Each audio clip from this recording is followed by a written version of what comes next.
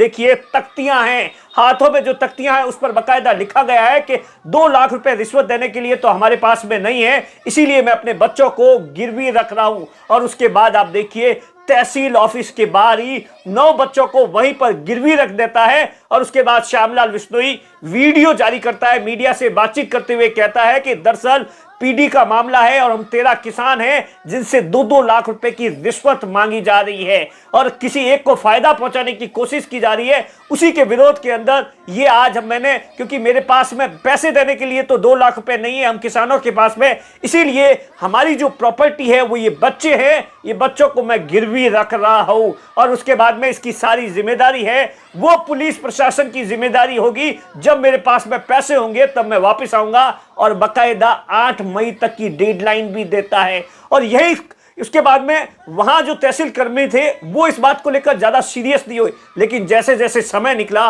और इस बात की खबर जो फलोदी के जो एसडीएम हैं उनको मिली, तो उसके बाद में प्रशासन और पुलिस में हड़कंप मच गया। आनन फानन में पुलिस और प्रशासन और उपखंड अधिकारी थे वो पहुंचे और उसके बाद में बच्चों से बातचीत की। बच्चों का सीधे तौर पर कहना था कि हम लोग जिस मांग को लेकर आए हैं वो मांग नहीं मानोगे तब तक हम यहां से उठने वाले नहीं है। और इसी दौरान जो किसान था वो वापस अपने गांव चला गया और प्रशासन के अधिकारी लगातार किसान से कांटेक्ट करने की कोशिश कर रहे थे, लेकिन ऐसा बताया जाता है कि श्यामलाल बिश्नोई ने अपना फोन स्विच ऑफ कर दिया।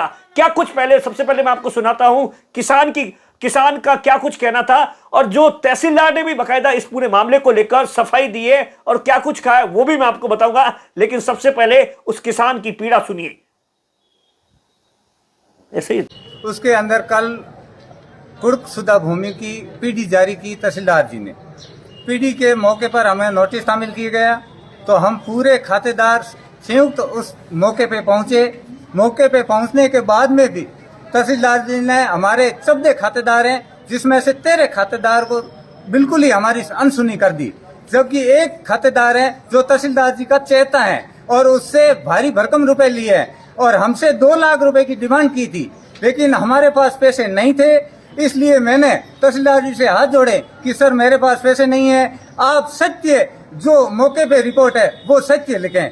लेकिन मेरी बार बार हाथ जोड़ के प्रार्थना करने के बाद में भी तहसीलदार जी ने मेरे को अनसुना किया। और अनसुना जब हुआ तो हमने उस मौके पर भी तहसीलदार जी की पीडी का बहिष्कार करके हम सभी खातेदार हमारे घर चले गए।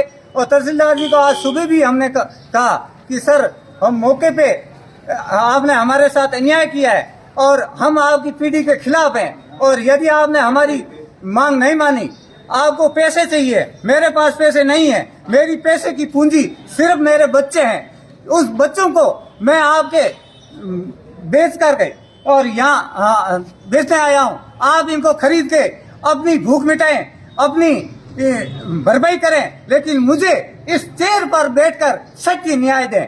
यही मैं कहने के लिए आया हूं और इन बच्चों को यही छोड़ के तहसीलदार जी के यहाँ छोड़ के जा रहा हूं। मैंने फोन के माध्यम से बता दिया और पुलिस कंट्रोल रूम में भी मैं अभी फोन करके बताऊंगा कि आप इन बच्चों की देखभाल करें और आप इनकी भरपाई करें। जिस दिन मेरे पास पैसे हो जाएंगे उस दिन तहसीलदार जी को मैं पैसे देके और मेरे बच्चों को वापस ले जाऊंगा। जब तक मेरे बच्चे यहीं रहेंगे और इन तहसीलदार जी के देखभाल में रहेंगे, किसी प्रकार की बच्चे के साथ जनहानि होती है और तो उनकी तहसीलदार ही जवाबदारी होंगे। और मैं 8 तारीख तक इन तहसीलदार जी का हम सभी खातेदार इंतजार करेंगे। यह तो हमारी जो पीडी जारी की है उसको निरस्त करें, अन्यथा निरस्त नहीं की गई तो हम पूरे खातेदार इस तहसीलदार और एसडीएम के कमरे अनशन पे बैठेंगे। जो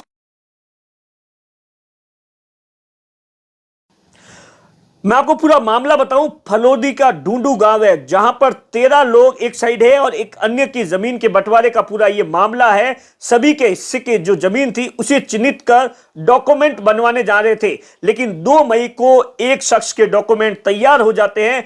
ऐसे में जो बाकी 13 जो खातेदार थे उन्होंने तहसीलदार पर आरोप लगाया कि 2 लाख रुपए की रिश्वत की डिमांड की गई है।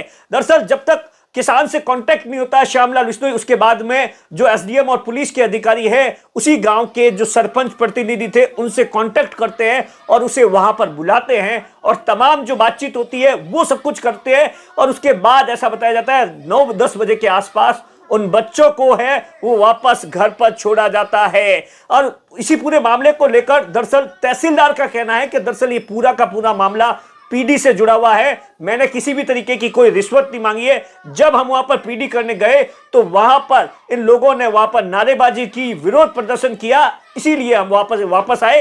रिश्वत जैसी कोई भी बात नहीं है। मामले ने राजस्थान के मुख्यमंत्री अशोक गहलोत की जबरदस्त तरीके से किरकिरी करा दी है। इस पूरे मामले में कौन सही है कौन गलत है, ये तो आने वाले दिनों के अंदर जांच में ही साफ हो पाएगा।